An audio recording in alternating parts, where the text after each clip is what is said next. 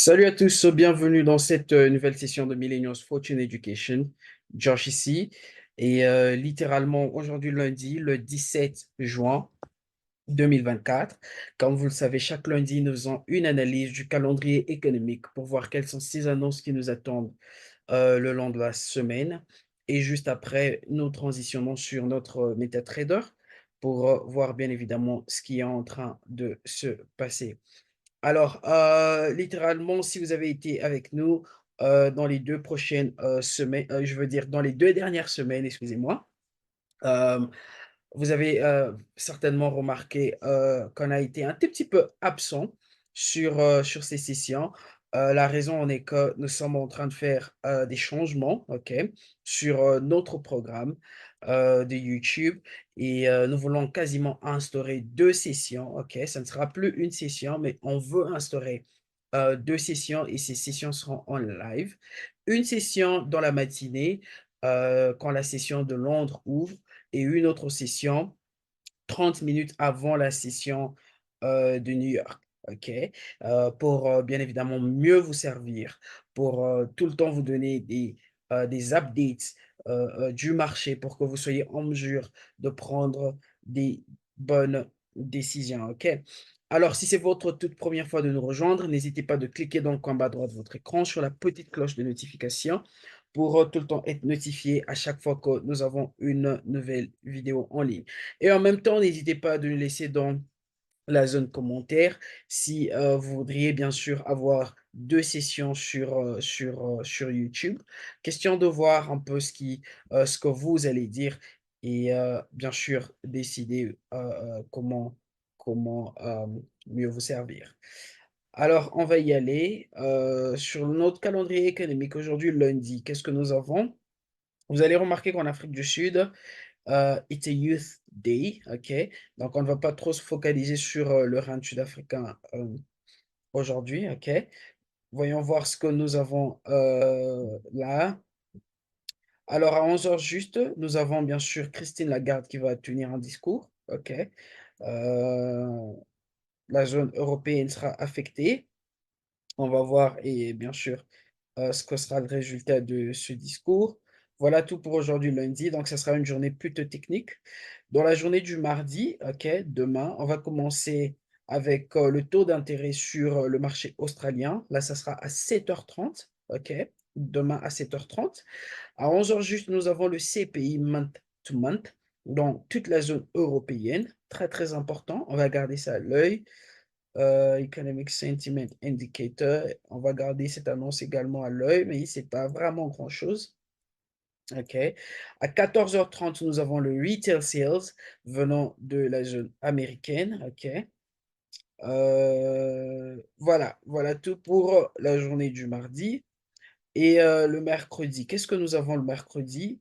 Le mercredi, OK, apparemment, ça sera une journée fériée aux États-Unis.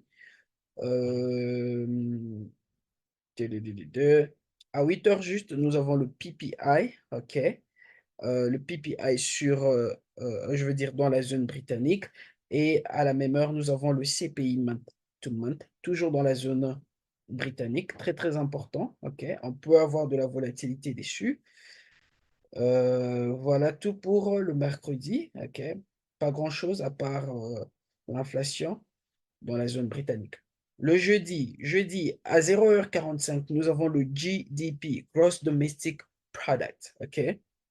Euh, à 0h45, là c'est dans la zone néo-zélandaise. On va garder cette annonce à l'œil. Qu'est-ce que nous avons d'autre? À 13h juste, nous avons le taux d'intérêt qui sera annoncé dans le marché britannique. Bien évidemment sur le GBP. Très, très important également. OK. Le taux d'intérêt. Forcément, nous aurons de la volatilité.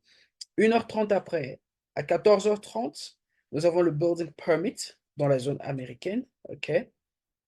Et voilà, voilà tout pour le jeudi.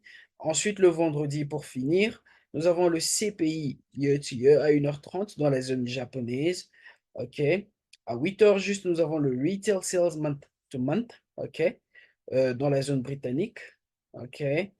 Et juste après, qu'est-ce que nous avons d'autre? À 14h30, dans la zone canadienne, nous avons le Retail Sales Month to Month et le Core Retail Sales Month to Month. Très, très important, OK? Ensuite, nous avons le Existing Home Sales à 16h juste dans la zone américaine, OK? Donc, voilà tout pour cette semaine comme annonce économique. Ceci étant dit, on va transitionner sur notre MetaTrader pour voir bien évidemment ce qui va se passer.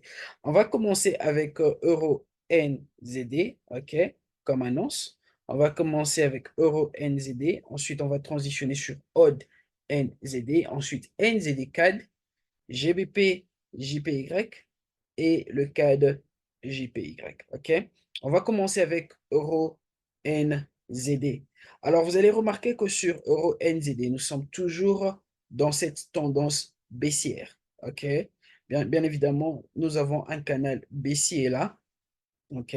Donc, sur le long terme, nous sommes en train de projeter avoir, bien sûr, un mouvement haussier. Mais pour l'instant, OK, nous sommes toujours en train de rechercher une vente. Alors, excusez-moi, quand est-ce que nous allons rechercher un achat? Nous allons rechercher un achat lorsque cette zone, vous voyez, cette zone sera brisée. OK? Pourquoi je dis cette zone? Parce que vous remarquerez en fait que sur le H4, OK, cette zone, ce haut, a été responsable du bas plus bas. OK? Vous voyez ce fort mouvement baissier. Alors, c'est ce haut que je veux voir être brisé. Parce que selon la théorie, OK, un mouvement baissier, une tendance baissière, on est en train d'avoir des hauts plus bas que les précédents, n'est-ce pas? Et des bas plus bas que les précédents. OK? Là, nous avons des hauts, excusez-moi, des hauts plus bas que les précédents et des bas plus bas que les précédents. Alors, si ce haut-ci, OK, est brisé par un mouvement baissier, n'est-ce pas? Ça veut dire que potentiellement, nous sommes en train d'avoir un changement de tendance, OK? Voilà pourquoi on considère je veux dire cette zone. Mais dans notre temps, nous sommes toujours en train de rechercher quoi? En train de rechercher une vente.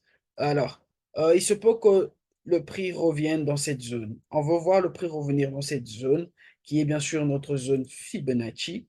OK, vous voyez cette zone, la zone Fibonacci, qu'on va voir être testée par le prix. Et bien sûr, nous allons faire quoi? Nous allons anticiper une vente. OK, alors jusque-là, le prix est encore en train de se développer. Il se peut qu'il revienne dans cette zone avant de nous donner un mouvement baissier. Voilà avec Euro NZD. Odd NZD, il va littéralement dans la même logique que Euro NZD. Nous avons un canal baissier et nous sommes toujours en train de rechercher quoi? En train de rechercher une vente. Alors, on a eu ce mouvement baissier. Vous allez remarquer comment le prix est en train de se développer dans ce canal descendant. On a un mouvement baissier impulsif. Ensuite, nous avons cette correction. Mouvement impulsif baissier, correction. Mouvement impulsif baissier, correction. Mouvement impulsif baissier. Et là, nous sommes en train d'avoir quoi? Une correction. D'après vous, selon ce cycle, selon, je veux dire, le mouvement du prix, qu'est-ce qui est probable? OK? Qu'est-ce qui est probable?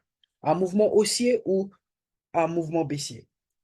Bien sûr, un mouvement baissier. Donc, potentiellement, OK, nous aurons un autre mouvement baissier. Pourquoi?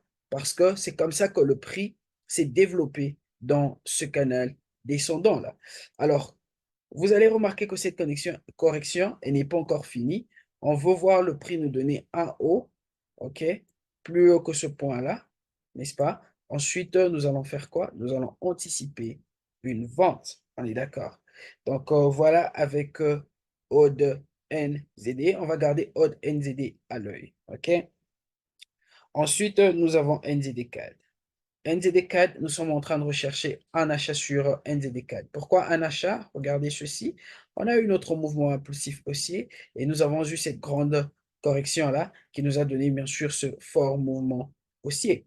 Alors, après ce mouvement haussier, je suis sur le daily. Après ce mouvement haussier, regardez ce qui est en train de se développer là. Nous sommes en train d'avoir une correction qui se développe, n'est-ce pas?